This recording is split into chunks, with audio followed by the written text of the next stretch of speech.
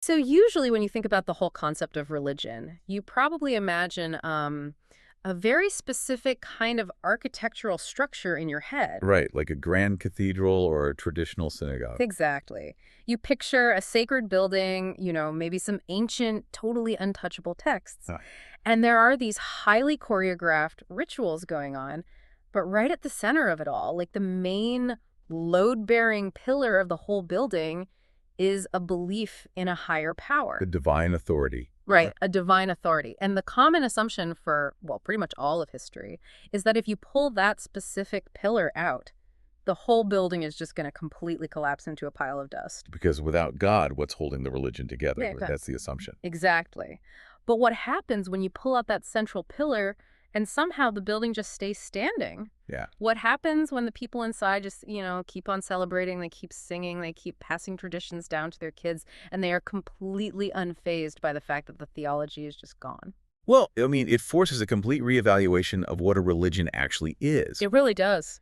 Because if a tradition keeps the rabbis Yeah. and the Torah and the coming-of-age ceremonies, the weddings, the historical holidays, but explicitly and intentionally removes the supernatural authority, Right. it stops being just some weird theological anomaly. Huh. It actually becomes a masterclass in human psychology. Oh, wow. Yeah. We are looking at a real-time study of how human beings construct identity, how we preserve our cultures against all odds, really, and how we try to adapt to ancient traditions to fit a strictly modern scientific worldview. Okay, let's unpack this because the premise here is just mind-bending. It really is. You brought in an incredible stack of historical documentation and research for this deep dive, and it outlines this uniquely modern framework known as Humanistic Judaism. That's right. And our mission today, for you listening at home, is to explore that exact paradox. Yeah. Can a religion exist and even thrive without a belief in God? Right. They are keeping the software of the tradition, but they are completely swapping out the operating system. I love that analogy. And to understand how a community can literally rewrite its foundational code without losing its core identity, we have to travel back to a very specific time and place. A moment where a crisis of, well, intellectual honesty sparked a kind of localized revolution. Exactly. A revolution that would eventually ripple outward. So we are heading to Detroit, Michigan. The year is 1963. Right. And to really grasp the gravity of what happened in Detroit in 1963, you have to look at the broader landscape of post-war America. Set the scene for us. So this is an era of unprecedented suburbanization, right? And heavy cultural assimilation. The scientific revolution is fully entrenched. Secular philosophy is becoming the default language of the educated public. Right, science is kind of taking the wheel. Exactly. And traditional religious institutions are facing this quiet internal crisis. People are filling the pews. They're building these massive new community centers in the suburbs. But the actual literal belief in divine doctrines, It's fading. it's quietly slipping away. People are showing up, but they don't necessarily believe the words they're saying. And right at the intersection of this massive cultural collision is a man named Rabbi Sherwin Wine. Rabbi Sherwin Wine, the founder of this entire movement. Yes. So he was this young, highly educated rabbi leading a reform congregation in the Detroit suburbs. And he starts noticing this massive unspoken hypocrisy playing out right in front of him, like every single week. He identified a profound cultural tension. He looked out at his congregation and realized, he was serving a community of people who felt deeply, inherently Jewish. Their ethnic identity was solid. Completely solid. They loved the history, the food, the humor, the shared memory, all of the intellectual tradition. But theologically, Not so much. right, when it came to a literal belief in a supernatural God who parts seas and dictates laws from a mountain, they simply did not hold that belief anymore. The scientific method had basically replaced divine revelation in their minds. They wanted the community. They desperately wanted the continuity for their kids, but they just couldn't buy into the theology anymore. Right. I was thinking about this, and imagine you're in a dedicated, lifelong book club. Okay, a book club. Yeah. You've been in this club your whole life. Your parents were in it. Your grandparents were in it. You meet every single week. You love the people, and this community is the absolute center of your social world. It's your tribe. It's your tribe. Hmm. The only problem is the club is entirely structured around this one specific biography. And as time has gone on and new scientific evidence has come to light, almost everyone in the room has quietly realized that the book is actually fiction. Oh, wow. Yeah. It's a beautifully written story, right? Mhm. It has amazing moral lessons, historical resonance, but it is not literally historically true. That unspoken tension is honestly one of the most powerful forces in human sociology. The fear of losing the tribe over a crisis of literal belief. Right. So everyone is just sitting there in this book club, drinking their coffee, nodding along, entirely too polite to say it out loud because they are terrified. Terrified what happens if they speak up. Exactly. They know that if they admit the book is fiction, the club might disband. And then they'll lose their friends, their heritage, their entire social safety net. So they just play along. They play along. And what Rabbi Wine basically did in 1963 was stand up in the middle of the meeting and say, hey, we all know the book isn't literal history. Let's stop pretending. Right. But, and here is the crucial pivot, let's keep the club together anyway, because the club itself is what actually matters. That analogy captures the existential risk he was taking perfectly. Because traditional Judaism, even in its much more liberal forms, centers really heavily on the belief in a personal God and some form of divine covenant. It's inescapable in the traditional setup. Right. But the reality on the ground was that thousands of Jews were sitting in those pews reciting ancient prayers while privately holding entirely secular or naturalistic worldviews. And Wine looked at this and concluded that remaining in religious institutions under false pretenses was psychologically damaging. It's exhausting to pretend. Exactly. There's a crisis of integrity. He believed you shouldn't have to check your rational mind at the door just to participate in your own cultural heritage. So he asked the ultimate question.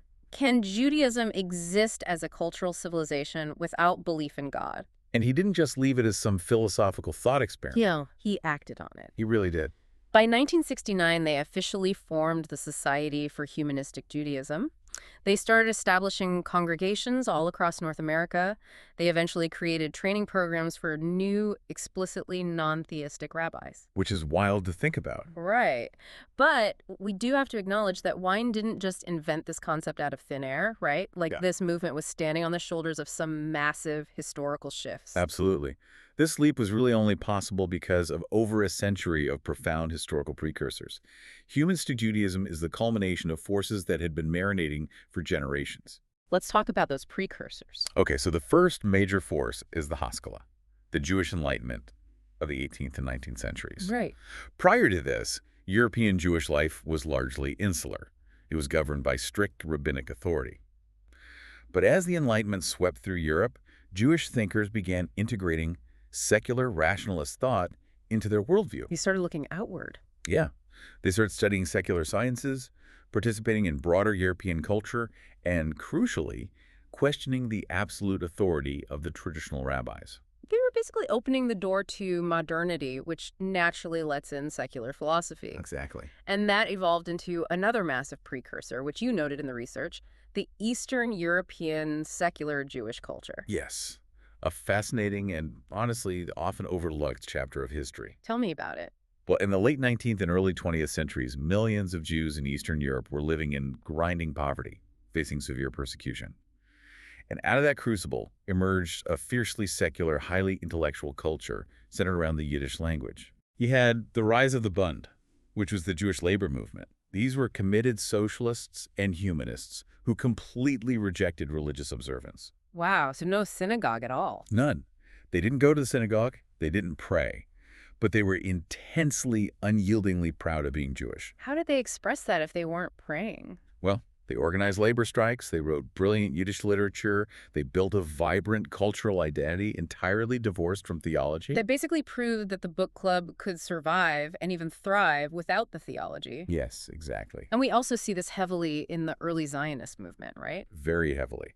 Many of the foundational thinkers and pioneers who built the modern state of Israel were explicitly, unapologetically atheist. Like who? Thinkers like Theodore Herzl, the founder of modern political Zionism, or the first prime minister of Israel, David Ben-Gurion. Wait, Ben-Gurion was an atheist? Yes.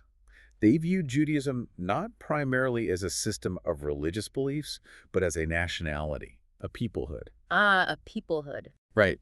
For them, being Jewish was about shared history, shared land, and shared destiny, not about waiting for a divine Messiah to fix everything. Their Judaism was tied to dirt, labor, and self-determination.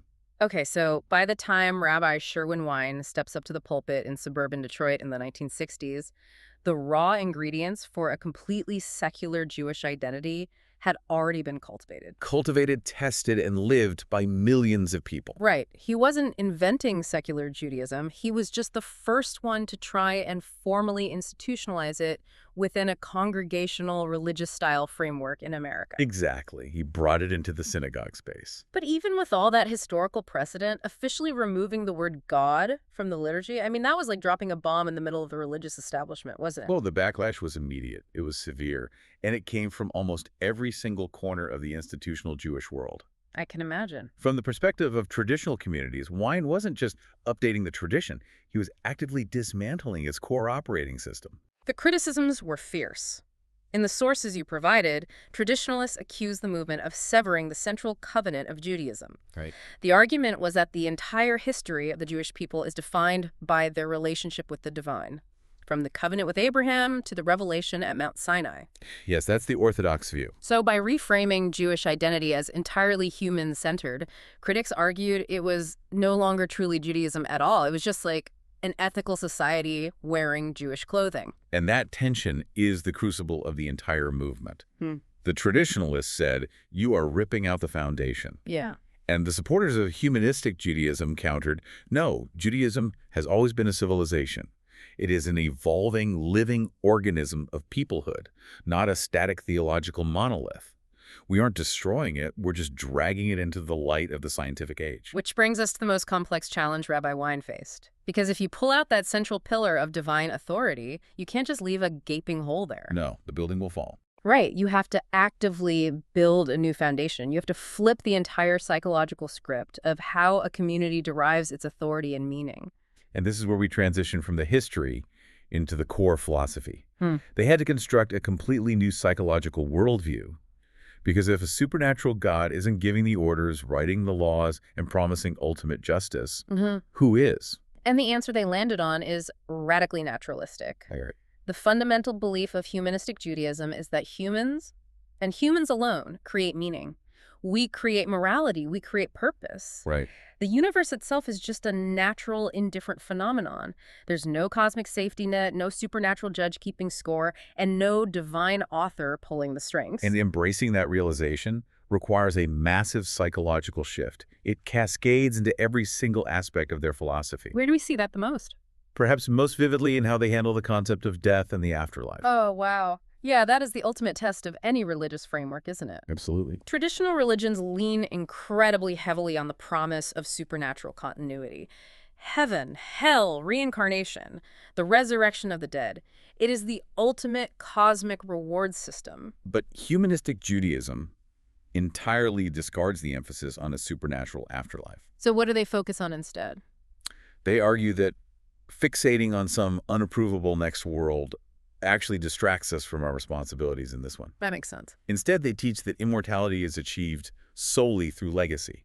It is achieved through memory. Memory. Right. The tangible impact a person has on their community, the love they shared, the ideas they sparked, that is their afterlife. Your eternity is the echo you leave behind in the human world. That is, wow. That is an incredibly heavy yet profoundly empowering way to look at human existence. It really shifts the focus, doesn't it? It does. It takes the ultimate responsibility off of the divine and places it squarely on the shoulders of the individual. The psychological worldview here is that humans are inherently capable of reason and moral responsibility. The main evils in the world aren't demons or sin in a theological sense. No. The ultimate evils are ignorance, injustice, oppression, and the loss of human dignity. And their highest virtues reflect that naturalistic ethics. Compassion, intellectual honesty, social justice, and personal responsibility. It's very grounded. It is. But to truly understand how radical this is, we have to look at the structural shift it requires regarding authority. There's a brilliant structural map in the source material that contrasts the traditional flow of authority with the humanistic flow. Yes. And it represents one of the most profound psychological divides in human civilization. Walk us through that structural map. Let's look at the flow of authority. How does it usually work? Well, in traditional Judaism, and really in most Orthodox monotheistic religions, the flow chart of authority flows strictly from the top down. Top down, though. It begins at the absolute peak with God. God dictates the ultimate truth, which is recorded in the Torah, the sacred text. The Torah then establishes the law, the rigid rules of conduct. That law governs the behavior of the community. And finally, at the very bottom of the flowchart, the community dictates the behavior and beliefs of the individual. Wow. So it's top-down, God to text, to law, to community, to individual. So the authority is entirely external, absolute, and unchangeable. The individual is essentially just a vessel meant to receive and obey. Precisely. Now, Humanistic Judaism flips that entire structure completely upside down. It flows from the ground up. Ground up. So starting with the individual. Exactly. It begins with human experience. Yeah. Our lived reality, our suffering, our joy, our rational observations. Okay. That human experience generates ethics. We figure out what is harmful and what is beneficial through living. Right. Trial and error, basically. Exactly. Those ethics then shape our culture. And that culture binds together the community. So it goes human experience to ethics to culture to community. Yes. It is the ultimate democratization of meaning. It really is. But I want to push back on this a little bit, or at least explore the friction this creates. Sure. Because if you're listening to this, you might be wondering, if the authority is entirely grounded in subjective human experience, and the ultimate goal is just to derive secular ethics and build a culture, how is this any different from simply being a good, secular, ethical person? That's the big question. Right. Like, if you've figured out how to be a good person without divine law, why do you need to hold on to the Jewish part at all? Why keep the historical baggage if you've already transcended the theology? What's fascinating here is that this is the essential existential question of the modern secular age. Yeah. If you are a rational humanist, why not just be a rational humanist? Why bother with the ancient traditions, the obscure holidays, the historical weight? Exactly. Why not just sleep in on a Saturday? Right. Well, the answer lies in a concept known as peoplehood. Peoplehood. The argument is that humans are fundamentally social, cultural beings. We do not exist as blank slates. We crave a historical continuum. We want to belong to something older than us. Exactly. We need a narrative larger than our own brief lifespans. We need a shared memory. Yes. Yeah. Judaism isn't just a theological contract. It is an ancient civilization with a shared memory, a shared language, shared trauma, and shared triumphs. So you don't just throw that away. No. They hold on to it because that 3,000-year-old story is their story. It's their ethnic and cultural family. You don't abandon your family history just because you stop believing in the myths your ancestors used to explain why the crops failed or why the rain fell. Right. You keep the ancestral connection, but you update your understanding of the universe. Exactly. And to help contextualize this, there's a psychological framework in the notes regarding how individuals relate to culture and tradition. There is this concept of mapping our internal psychological parts, or subpersonalities, to understand how we navigate authority. Yes, the idea that our psyche isn't just a single monolith, but a collection of different archetypes or parts that respond to the world differently. Often, traditional religion appeals very heavily to the archetype of the obedient child. The obedient child. That's the part of us that wants a definitive parent figure to tell us exactly what the rules are, to assure us that if we follow those rules, we will be safe. It provides immense psychological comfort. Because you don't have to figure it out yourself. You just do what you're told. Right. But Humanistic Judaism appeals to a completely different subpersonality. We can conceptualize this archetype as Liz. Liz, okay. Liz represents independent thought, rational autonomy, and questioning. The Liz subpersonality is the part of the psyche that refuses to submit to arbitrary authority simply because it is ancient. She wants proof. Yes, it demands evidence. It demands ethical consistency. Yeah. But, crucially, it still deeply desires connection and cultural belonging. So the Liz archetype looks at an ancient ritual and says, I am not performing this action because a thunder god commanded it under threat of punishment. I am doing this because my great-grandmother did it, because it connects me to my people's historical struggle, and because I can extract a profound humanistic ethical lesson from it. Exactly. It is a completely different locus of control. The power moves from the external sky to the internal mind. But, philosophy is great in theory. Drawing flowcharts about ground-up authority and discussing psychological archetypes is intellectually stimulating. Sure. But how does an entirely human-centered, rationally autonomous worldview actually celebrate a 3,000-year-old tradition on a random Tuesday? That's the practical challenge. Right. How do you keep the practice, the holidays, the life cycle events, but strip out the theology without it feeling incredibly hollow or, awkward. This is where the movement moves from theory into radical practice. They had to figure out how to reframe ancient rituals for a modern mind. Right. And the way they actually pull this off is a fascinating study in liturgical engineering. Because they didn't just abandon the rituals. That's what's so wild. They retain all the major life cycle events. They still celebrate bar mitzvahs and bat mitzvahs. Yes. They still hold Jewish weddings. They conduct funerals. They observe the high holidays like Passover, Hanukkah, Rosh Hashanah, and Yom Kippur. They even continue to study the sacred texts like the Torah and the Talmud. But with a massive fundamental caveat regarding those texts. They study them strictly as human-created historical and cultural literature. Ah. They view the Torah the way a literature professor views the Iliad or the Odyssey, or the way an American historian views the Federalist Papers. Okay, so it's important but not divine. Exactly. It is a profound foundational document of their civilization. It contains incredible wisdom, poetry, and history.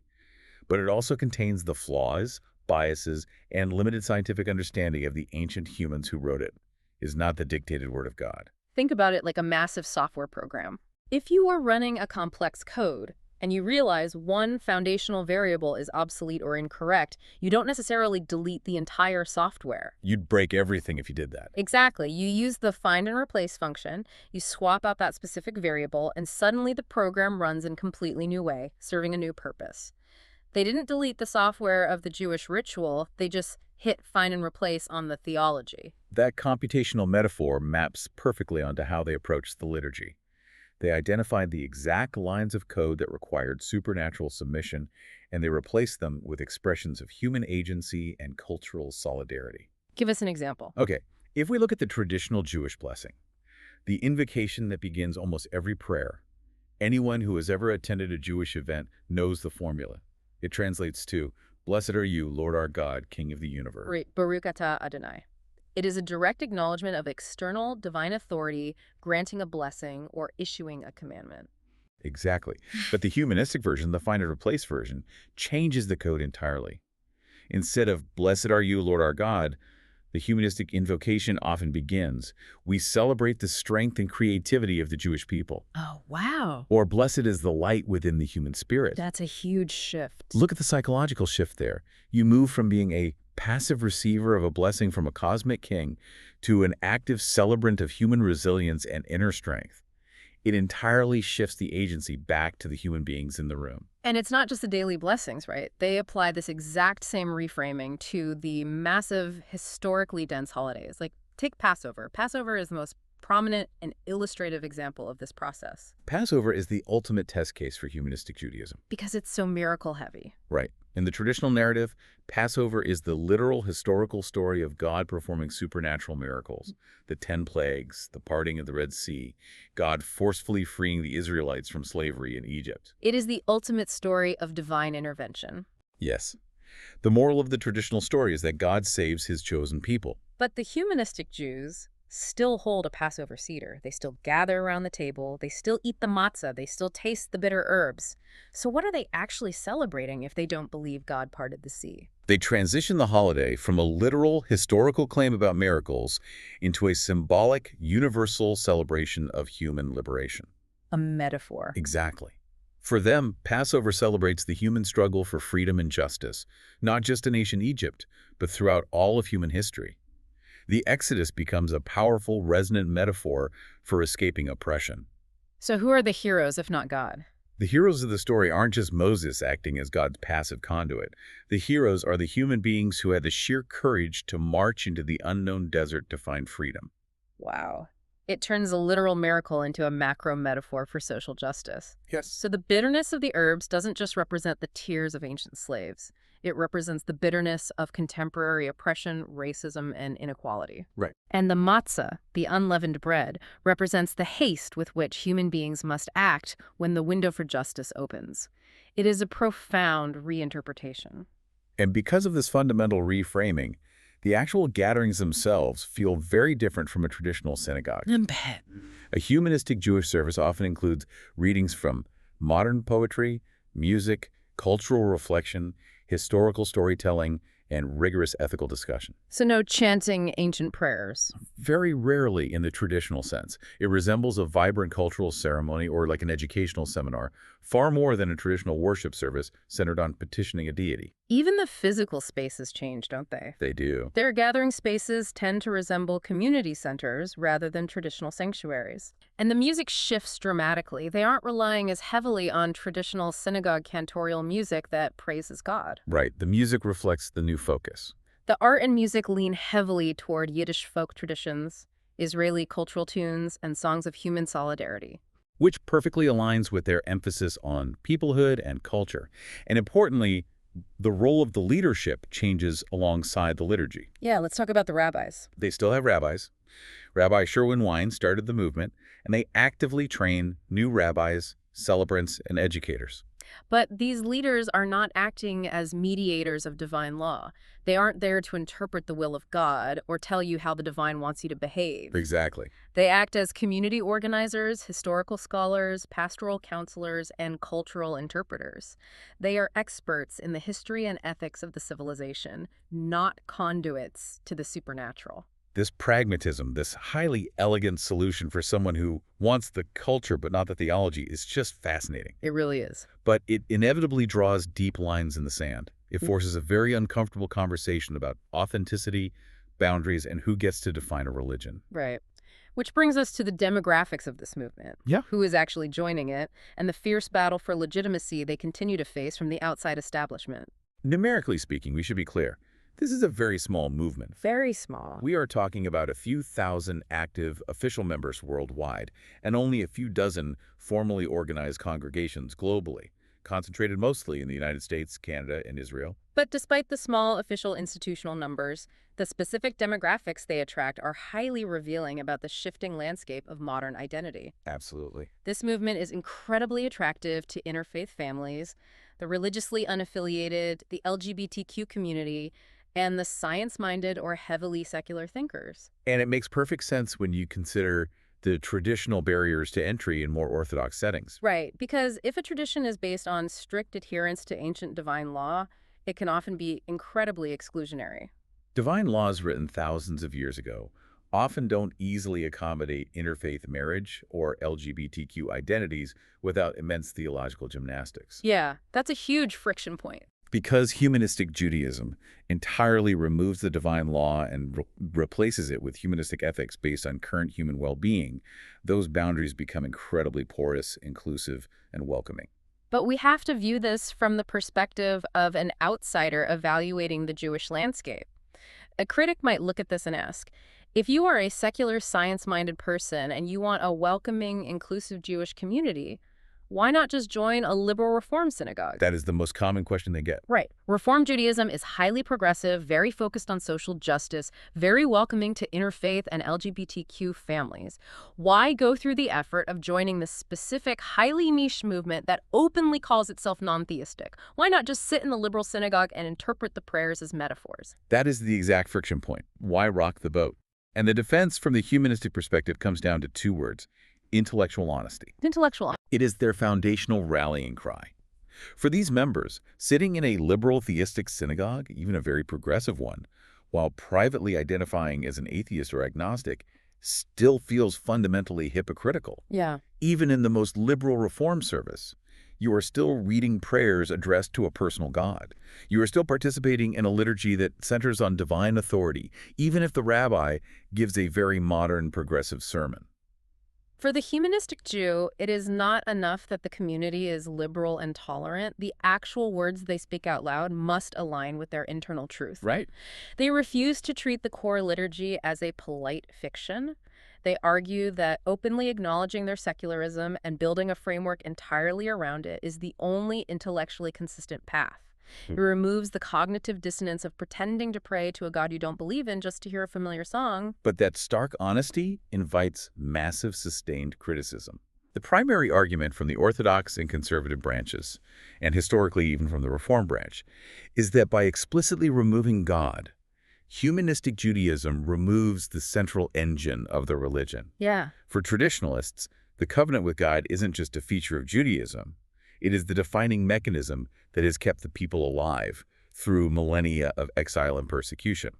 The traditionalists argue that removing religious obligation weakens the tradition entirely, reducing an ancient, profound religion to mere culture, just an ethnic social club with a historical theme. Right. They argue that without the commanding voice of God, there is nothing to stop the culture from eventually dissolving entirely into secular modernism. And we must look at how the humanistic Jews respond to those specific criticisms, Right. because their defense is robust. What's their main argument? Well, outsiders often assume the movement is anti-religion, or that it represents a rejection of Jewish tradition, or that it is simply angry atheism. It's just a rebellion. Right.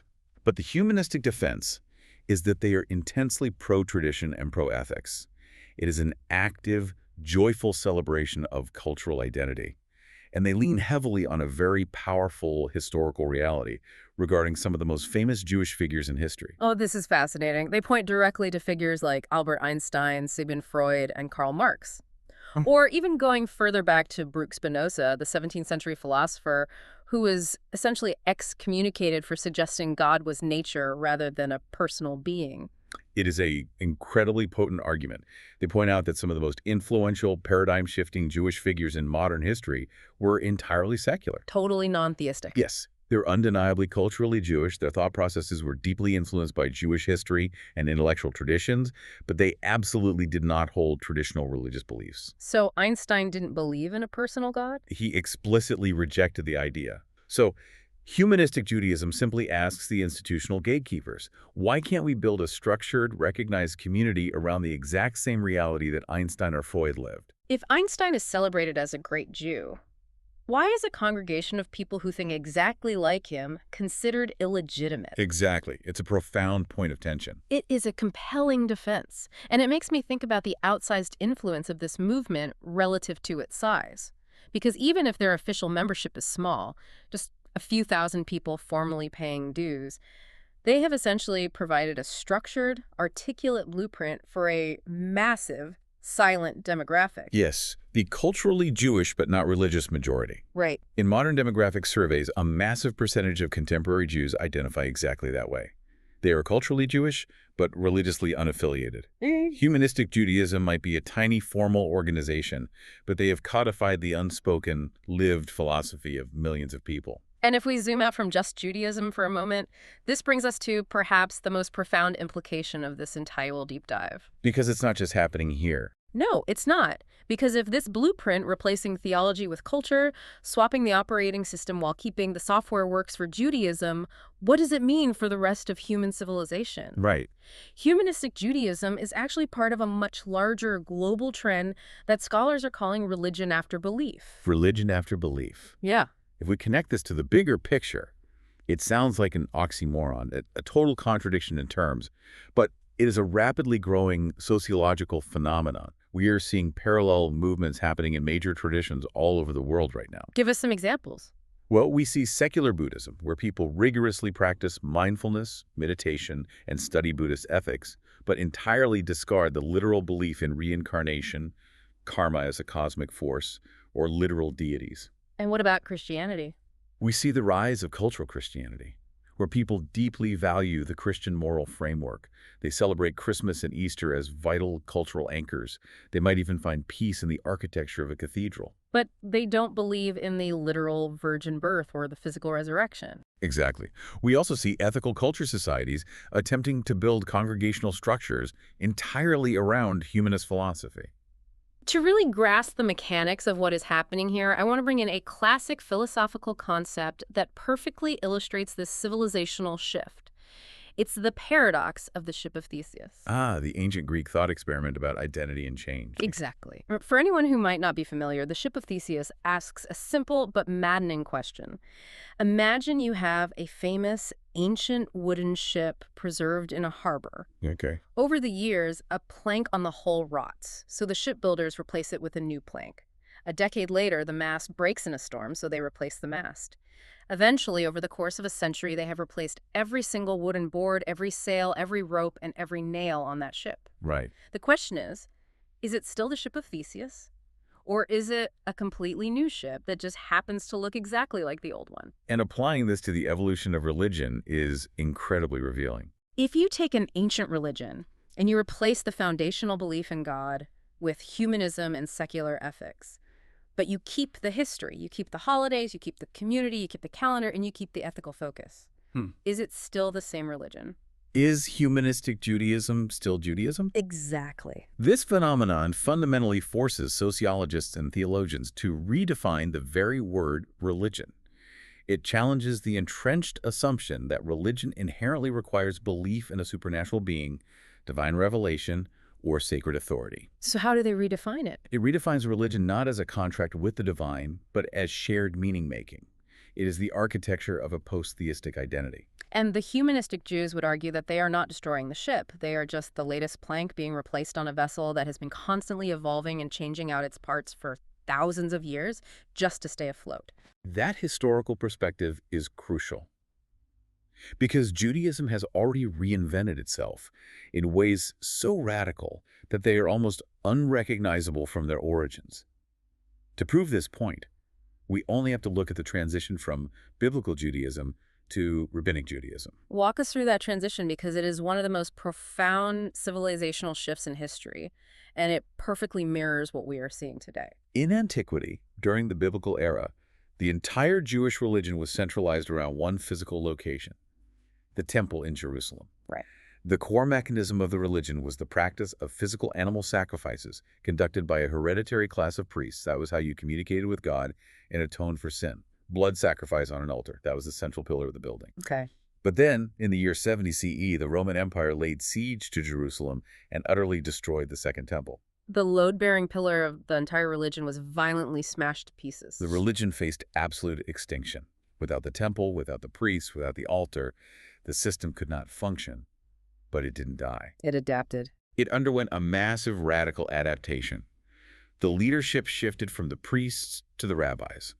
Without a temple for sacrifices, they moved the focus of the religion to the local synagogue. Which didn't require sacrifices. Exactly. They replaced the physical blood sacrifice with the intellectual study of the Torah and the recitation of prayer.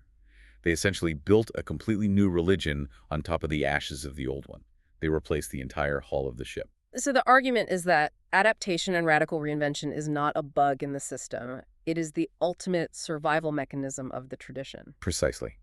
Just as rabbinic Judaism radically adapted to the traumatic physical loss of the temple in antiquity, humanistic Judaism views itself as adapting to the intellectual loss of supernatural belief in the modern scientific era. Wow. The physical temple fell, so the ancient Jews built synagogues. The literal belief in God is fading for millions of modern secular people, so they are building humanistic communities. They argue it is the exact same evolutionary survival instinct at play. It is not the destruction of the ship. It is the necessary maintenance to keep the ship navigating through the waters of modernity. Exactly. The existence of humanistic Judaism shows that religious identity, culture, and community can persist even when the underlying theology undergoes a complete tectonic shift. It forces us to realize that perhaps the defining characteristic of a religion isn't its unyielding, dogmatic rigidity, but its incredible elasticity. It is a profound realization about the durability of human culture. And as we synthesize this journey, we can look at a final, highly speculative framework from the source notes that ties all of this psychological and historical evolution together. Let's hear it. We can view these different branches of religion not just as theological debates, but as civilizational personalities. Civilizational personalities. Explain how that maps onto what we've been discussing. Well, earlier we discussed the psychological subpersonalities within an individual, the obedient child versus the rationally autonomous adult, or Liz. Sociologists sometimes scale this up to look at entire movements. We can map Orthodox Judaism, or any Orthodox fundamentalist tradition, to the civilizational personality of obedience and tradition. Okay, that makes sense. Its primary function is preservation, boundaries, and absolute loyalty to the past. Then we can map reform, or liberal religious traditions, to the personality of moral progress. Their function is adapting the ancient laws to fit modern social justice and evolving ethics while still maintaining a connection to the divine. And that leaves humanistic Judaism mapping perfectly onto the civilizational personality of rational autonomy. Yes. Its primary function is radical self-determination, intellectual honesty, and the complete assumption of human responsibility without a cosmic safety net. Obedience, moral progress, and rational autonomy. These are the differing engines driving human civilization forward. And that framework leaves us with a deeply provocative question. a thought experiment that extends far beyond the scope of one specific religious movement in Detroit. This is the question for you, the listener, to carry with you. If a religion or a culture is simply the macro personality of a civilization, what happens to humanity at large when our dominant global personality permanently shifts from obedience to authority to rational autonomy? Yeah. As the scientific worldview continues to expand and the literal belief in supernatural authority continues to recede globally, can human culture actually maintain its shared memory? Can we maintain our traditions, our cohesive identities, and our moral frameworks over the span of centuries without the fear, the comfort, or the command of a higher power telling us that we must remember?